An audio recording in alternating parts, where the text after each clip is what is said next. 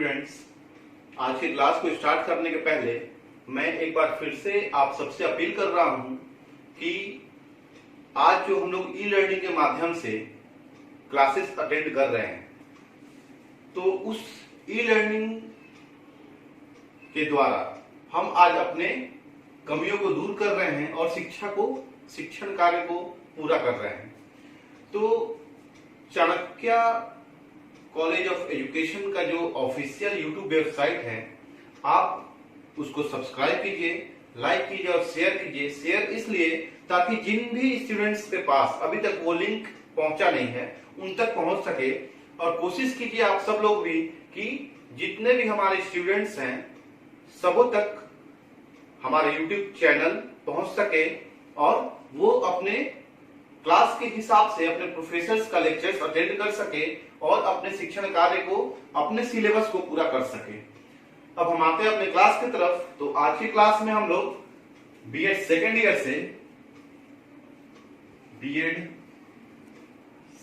से paper C10 जिसका नाम है इंक्लूसिव एजुकेशन अर्थात समावेशी शिक्षा, इसके अंतर्गत हम लोग आज लास्ट क्लास के जैसे यूनिट फर्स्ट से चैप्टर नंबर 4 को देखेंगे। क्योंकि लास्ट क्लास में चैप्टर नंबर 4 हम लोग स्टार्ट किए थे और अब हम लोग चैप्टर 4 को कंटिन्यू करेंगे और समझेंगे कि इसमें कौन कौन सी बातें हम लोगों को समझाने की कोशिश की गई है। आइए हम लोग चैप्टर 4 में आगे बढ़ते हैं। आज के क्लास में हम लोग सबसे पहला टॉपिक डिस्कस करेंगे असमर्थी बालकों का समूह, जिसे ग्रुप ऑफ डिसेबल्ड चाइल्ड या ग्रुप ऑफ डिसेबल्ड चिल्ड्रन के नाम से भी जाना जाता है। तो यहां किस चीज का बात किया गया? असमर्थी बालकों का समूह, एक ऐसा समूह जो असमर्थ हो। तो सबसे पहले हम एक बार फिर से क्लियर कर लेंगे कि असमर्थी बालक है कौन या असमर्थी बालक हम किसे कहते हैं। तो असमर्थी बालक वे हैं जो सामान्य बालकों से विभिन्न बातों पे या विभिन्न कारणों के द्वारा दूसरे पाए जाते हैं। जैसे असमर्थी बालक सदैव मानसिक रूप से सामान्य बालकों से भिन्न होंगे, सामाजिक रूप से सामान्य बालकों से भिन्न होंगे, शारीरिक रूप से सामान्य बालकों से भिन्न होंगे और व्यवहारिक रूप से भी सामान्य बालकों से भिन्न होंगे। तो वैसे बालक जो सामान्य बालकों से मानसिक, शारीरिक या व्यवहारिक किसी भी कारणों से भिन्न होंगे, वे कहां आएंगे? असमर्थी बालकों के श्रेणी में आएंगे। क्योंकि अपंग और विकलांग या दिव्यांग, अब तो विकलांग शब्द को यूज नहीं करना है क्योंकि अब दिव्यांग शब्द को ही प्रचलित किया गया है विकलांग शब्द के अलावा। तो हमें देखना है कि असमर्थी बालकों का समूह कौन है। तो हम आते हैं कि कोठारी आयोग के द्वारा असमर्थी बालकों को 3 श्रेणियों में बांटा गया है। वे 3 श्रेणी कौन है हम देखते हैं इसे। यहां अब हम देखेंगे कि कोठारी आयोग ने असमर्थी बालकों को कितने श्रेणियों में बांटा है? 3 श्रेणियों में। पहला, शारीरिक दृष्टि से दिव्यांग, अर्थात जो किसी न किसी प्रकार से शारीरिक रूप से दिव्यांग हो, शारीरिक रूप से विकलांग हो, शारीरिक रूप से ही अपंग हो। वो या तो आंशिक रूप से हो या पूर्ण रूप से हो, मैटर वो नहीं करता है। मैटर ये करता है कि वो एक सामान्य बालकों से किसी न किसी रूप में शारीरिक दृष्टि के साथ दिव्यांग हो। और दूसरा है बौद्धिक दृष्टि से दिव्यांग, जो बुद्धि के, विचार के ऊपर जो दिव्यांगता हो उसको इसमें डाला गया। और तीसरा जो है वह है सामाजिक कारणों से दिव्यांग या सामाजिक दृष्टि से दिव्यांग। तो अब हम आते हैं पहला शारीरिक दृष्टि से दिव्यांग। तो कोठारी आयोग ने असमर्थी बालकों को 3 श्रेणियों में बांटा है, जिसमें पहला है शारीरिक दृष्टि से दिव्यांग। और शारीरिक दृष्टि से दिव्यांगता के अंतर्गत कौन कौन से बालक आते हैं, तो उसमें पहला आता है दृष्टिबाधित बालक, अर्थात जो आंखों से आंशिक रूप से या पूर्ण रूप से नहीं देख पाते हो, वैसे बालक आते हैं शारीरिक दृष्टि से दिव्यांगता में। दूसरे जो लंगड़े हो, अर्थात जो फिजिकल रूप से फिजिकली लंगड़े या लूले हो, जो सामान्य बालकों की तरह बराबर चल नहीं सकते हो, बराबर बैठ नहीं सकते हो, वो आएंगे। तीसरे जो बालक आएंगे वो आएंगे गूंगे बालक, अर्थात जो बोलने में असमर्थ हो, अपनी बातों को, अपने विचारों को, अपनी आकांक्षाओं को दूसरों तक पहुंचाने में जो असमर्थ हो, वे तीसरे नंबर पे आएंगे। और चौथे जो आएंगे वो है बहरे बालक। बहरे बालक से मतलब है जो सुन नहीं पाते हैं। जिन बालकों को सुनने में कठिनाई होती है उनको कोठारी आयोग ने शारीरिक दृष्टि से दिव्यांगता के अंतर्गत डाला है। तो अब हम सेकंड जो श्रेणी है असमर्थी बालकों के, उस पे आएंगे। और वहां है बौद्धिक दृष्टि से दिव्यांग। एक ऐसा बालक जो बौद्धिक रूप से कमजोर हो, बौद्धिक रूप से पूर्ण नहीं हो, उसको इस श्रेणी में डाला गया है। तो यहाँ कौन कौन से बालक आते हैं, यहाँ वे बालक आते हैं जो अल्प रूप से या पूर्ण रूप से मंद बुद्धि बालक होते हैं, अर्थात जो मूर्ख बालक हैं, मंद बुद्धि बालक हैं, जो किसी भी बात को जल्दी से जल्दी समझ नहीं पाते हैं, या जो बालक हम कह सकते हैं कि पढ़ने लिखने में असमर्थ है अपने मंद बुद्धि होने के कारण। जिसको वैसे बालक को हम लोग आमतौर पे अपने मतलब सामाजिक परिवेश में भोदू एक शब्द होता है, भोदू, तो उस शब्द का प्रयोग उसके लिए करते हैं।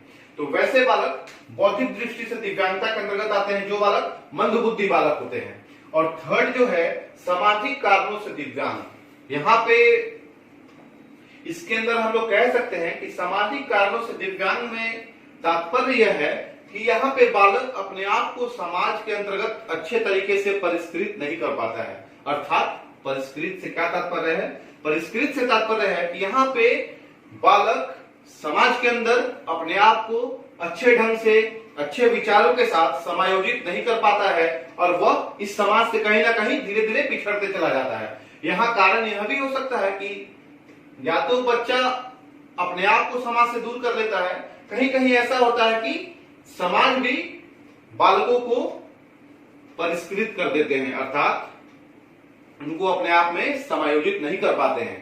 और एग्जाम्पल के तौर पर अगर हम लोग देखें तो सामाजिक कारणों से दिव्यांग, इसको एक छोटे से एग्जाम्पल से हम लोग समझ सकते हैं कि अगर कोई बच्चा छोटा सा चोरी करता है तो ऐसा तो नहीं है कि हम लोग उसको मृत्यु दंड दे सकते हैं या देना उचित भी नहीं है।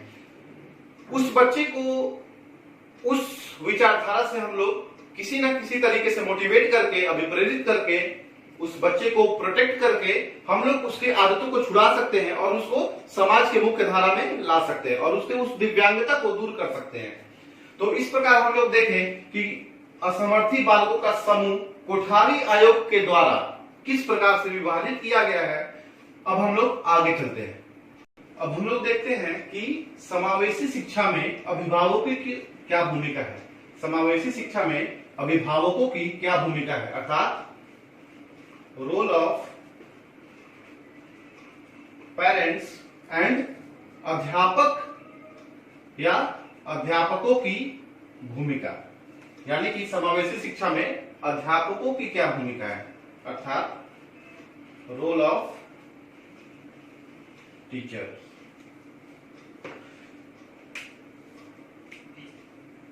इन दोनों की भूमिका किसके अंदर,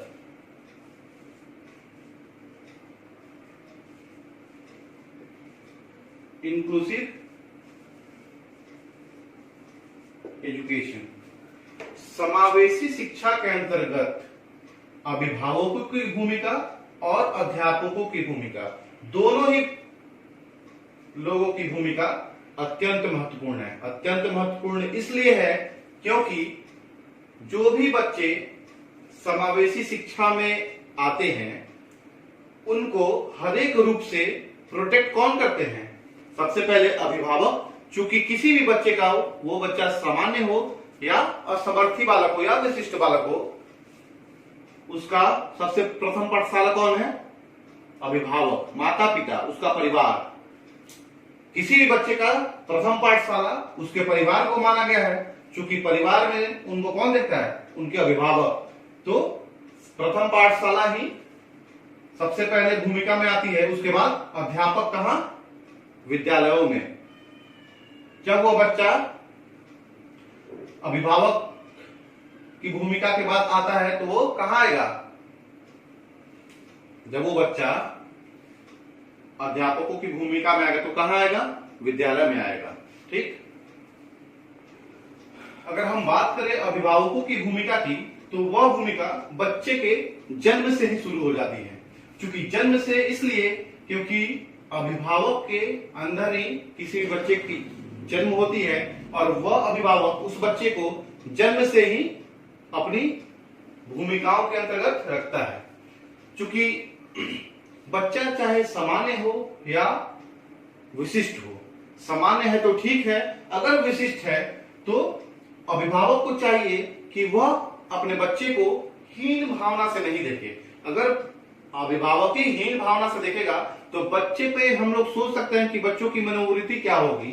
तो वहां अभिभावकों को यह चाहिए कि वह उस बच्चे को प्रोटेक्ट करे और बच्चे के माइंड में ऐसा विचारधारा डाले कि वह बच्चा अपने आप को विशिष्ट ना समझकर सामान्य बालक समझे। और फिर जब अभिभावकों के पाठशाला से निकलकर बच्चा अध्यापकों की पाठशाला में आते हैं तो वहां पे अध्यापक अर्थात टीचर्स के विभिन्न तरीके के रोल आते हैं जो उनको पूरी करनी चाहिए, क्योंकि यह एक टीचर्स का कर्तव्य है कि वह अपने बच्चे को बराबर और समान रूप से देखे, चाहे वह सामान्य बालक हो या असमर्थी बालक हो। सारे बच्चे को एक शिक्षक सामान्य नजरों से देखे। अब हम देखेंगे कि शिक्षकों के कुछ महत्वपूर्ण भूमिकाएं हैं जो इस प्रकार से हैं। हम देखेंगे अब कि अध्यापकों की भूमिका क्या है। सामान्य बालक या असमर्थी बालकों के लिए अध्यापकों की भूमिका क्या है? तो पहला जो भूमिका है वह है कि एक अध्यापक अवांछनीय व्यवहार सहन करने की क्षमता रखता हो। पहला जो बिंदु है, पहला जो अध्यापक का भूमिका है वह है यह है कि एक टीचर में अवांछित व्यवहार, जो बच्चे अवांछित व्यवहार करते हैं उनको सहन करने की क्षमता और कठोर क्षमता होनी चाहिए। क्योंकि विद्यालय में विभिन्न प्रकार के बच्चे विभिन्न परिवेश से, विभिन्न समाज से, विभिन्न समुदाय से आते हैं, तो ऐसा नहीं कहा जा सकता है कि सारे बच्चों का बिहेव एक समान होगा। तो वहां कुछ बच्चे ऐसे भी होते हैं जो अवांछनीय व्यवहार को करने में ज्यादा आनंद प्राप्त करते हैं। तो वैसे अवांछनीय व्यवहार को सहन करने की क्षमता एक शिक्षक में होनी चाहिए ताकि वह बच्चों की गलतियों को माफ करे और बच्चों के उस गलती को सुधारने का प्रयास करे। सेकंड है अच्छा व्यवहार करना। अच्छा व्यवहार करना एक टीचर का दूसरा भूमिका है कि वह क्लासरूम में या बच्चों के साथ सदैव अच्छा व्यवहार करे, सदैव गुड बिहेव प्रेजेंट करे। क्योंकि अच्छा व्यवहार अगर टीचर करेगा बच्चों से तो बच्चे भी टीचर को देखकर सीखेंगे कि हमको किससे किस हिसाब से कैसे व्यवहार करना है। तो कहीं ना कहीं विद्यालय में टीचर बच्चों के लिए एक रोल मॉडल का काम करते हैं और वह बच्चों को अपने बिहेव को सुधारने में बहुत ही मदद देते हैं। तो एक शिक्षक को, एक टीचर को हमेशा अच्छा व्यवहार रखना चाहिए। थर्ड जो पॉइंट है वह है सामाजिकता की भावना उत्पन्न करना। क्योंकि सामान्य बच्चे तो सामाजिकता में अपने आप को समायोजित आसानी से कर लेते हैं, लेकिन दिक्कतें कहाँ आती हैं? दिक्कतें आती हैं जो बच्चे असमर्थ हैं, जो बच्चे विशिष्ट हैं। तो वैसे बच्चों को, स्पेशल विशिष्ट बच्चों को सामाजिकता की भावना उनके मन मस्तिष्क में उत्पन्न करने का काम करना चाहिए। किसको? एक शिक्षक को, एक अध्यापक को हमेशा बच्चों में सामाजिकता की भावना भरनी चाहिए, ताकि वे बच्चे कल के राष्ट्र निर्माता हैं और राष्ट्र समाज से ही बनता है। तो सामाजिकता की जब बात होगी तो एक अच्छे राष्ट्र की निर्माण हम लोगों के द्वारा किया जा सकता है। नेक्स्ट पॉइंट है जीवन में आने वाले विशिष्ट स्थितियों को समझाना। चूंकि जीवन उतार चढ़ाव से भरा होता है और परिवर्तन ही संसार का नियम है, यह हम सुनते आ रहे हैं। और यह बात सच भी है कि परिवर्तन संसार का नियम है और हमारे जीवन में भी हमेशा उतार चढ़ाव आते हैं। अगर एग्जाम्पल के द्वारा अगर हम लोग देखना चाहें तो हम ये मान सकते हैं कि हम सबके लाइफ में हमेशा एक समान खुशी या गम नहीं रहता, हमेशा एक समान आनंद या दुख नहीं रहता। कभी हम लोग बहुत आनंदित होते हैं तो कभी दुखी भी होते हैं किन्हीं कारणों से। वैसे ही जीवन में आने वाली जो भी कठिनाइयां हैं, एक शिक्षक को हमेशा बच्चों के साथ उस स्थिति को शेयर करना चाहिए, उस स्थिति उस वैसे स्थिति पे बात करना चाहिए, ताकि बच्चे पहले से ही प्री प्लान्ड अपने आप को कर सकें और किस सिचुएशन में, किस परिस्थिति में अपने आप को कैसे निकाल के आगे लेके जाना है, वे काम बच्चे आसानी से कर सके। नेक्स्ट है बालक का सर्वांगीण विकास सुनिश्चित करना। एक अध्यापक का यह महत्वपूर्ण भूमिका है कि ओवरऑल वो बालकों के सर्वांगीण विकास का काम सुनिश्चित करे, अर्थात बालकों का ऐसा विकास सुनिश्चित करे जिसमें सामाजिक विकास की भी बात की गई हो, राजनीतिक विकास की भी बात की गई हो, आर्थिक विकास की भी बात की गई हो, आध्यात्मिक विकास की भी बात की गई हो, नैतिक विकास की भी बात की गई हो और शारीरिक विकास की भी बात की गई हो। तो एक टीचर को और सारे टीचर्स को हमेशा बालकों के सर्वांगीण विकास को सुनिश्चित करने का काम करना चाहिए। और लास्ट पॉइंट है सकारात्मक सोच को विकसित करना। चूंकि सकारात्मक सोच जो है वह हम लोगों से कुछ भी करा सकता है। तो सकारात्मक सोच अर्थात किसी भी चीज को हम लोग पॉजिटिव माइंड में ले, किसी भी चीज को पॉजिटिव माइंड में ले, और एक टीचर को उस सकारात्मक सोच को लाने के लिए बालकों को क्या करना चाहिए? मोटिवेशन करना चाहिए, मोटिवेट करना चाहिए, अभिप्रेरित करना चाहिए, ताकि बच्चे अपने दिमाग को हमेशा सकारात्मक रखें। सकारात्मक सोच रखेंगे तो वे आगे की तरफ आसानी से बढ़ेंगे और बहुत ऊंचाई को प्राप्त कर पाएंगे। तो यहां हम लोग देखते हैं कि सामान्य या विशिष्ट बालकों को अभिभावकों की भूमिका, अध्यापकों की भूमिका क्या क्या होते हैं। तो इस प्रकार हम लोग इस क्लास में ये जान पाए कि सामान्य या विशिष्ट बालकों के अंतर्गत अभिभावकों की भूमिका क्या है और अध्यापकों की भूमिका क्या है। नेक्स्ट क्लास में हम लोग आगे देखेंगे।